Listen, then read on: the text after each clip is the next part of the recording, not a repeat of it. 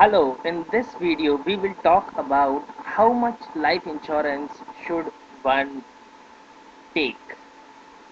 There are three things that we are going to talk about. First, we'll talk about a few quick thumb rules, and then we'll talk about two scientific methods. And we'll do all this with the help of an example. So let's see an example first. Well, here is an example. Sanjay is 43-year-old and has wife who is 40 years and son who is 11 years. Annual income is 8 lakhs and expenses are 6 lakh. And the family has an outstanding personal loan of 2 lakh. Now, take a minute here and think of it. How much life insurance does Sanjay need, assuming that he is the sole breadwinner of the family? Well, first let us apply a few thumb rules to this situation.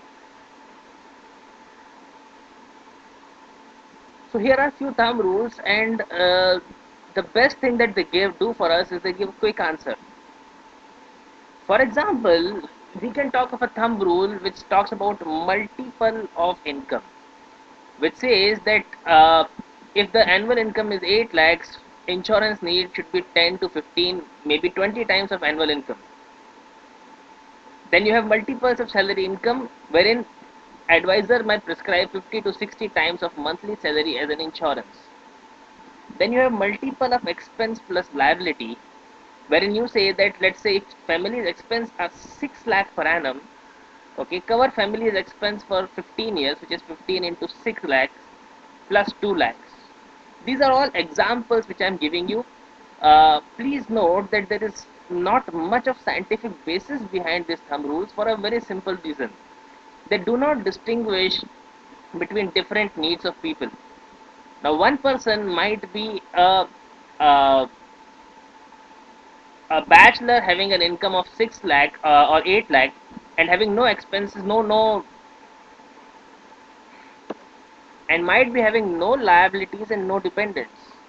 The insurance need for one such person would be very different from somebody who has a family to look after. And well, yes, there is a last one which is quite ridiculous, which many advisors talk about, is premiums as a percentage of income, which talks about that if your income is XYZ, 5% of your annual income should be treated as your insurance premium. Now, this is ridiculous because the basic aim of insurance is to provide for sum assured. You might pay as much of premium, but if you don't take adequate sum assured, then you will always be underinsured.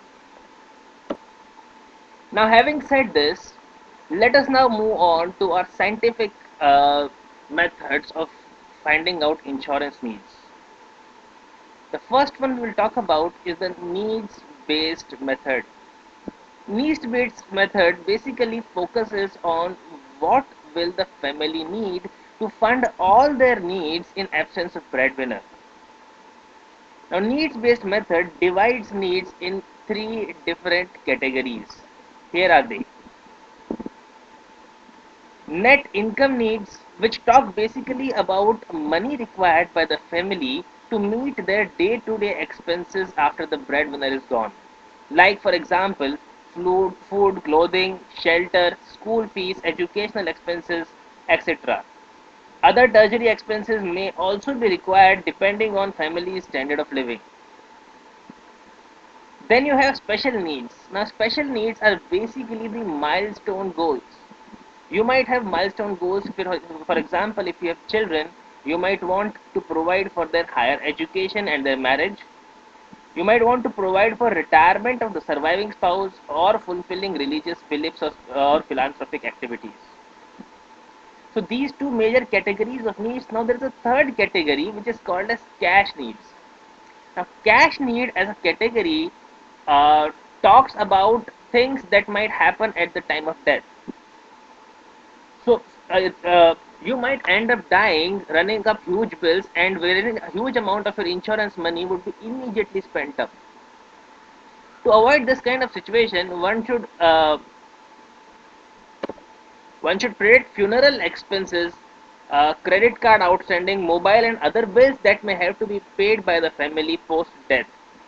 Also, if the death has been post long hospitalization, a huge amount of hospital bills may also be involved.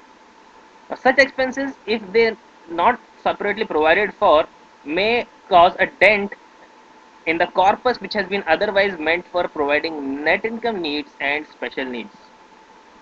Moreover, they also provide a buffer in case of your insurance falls short.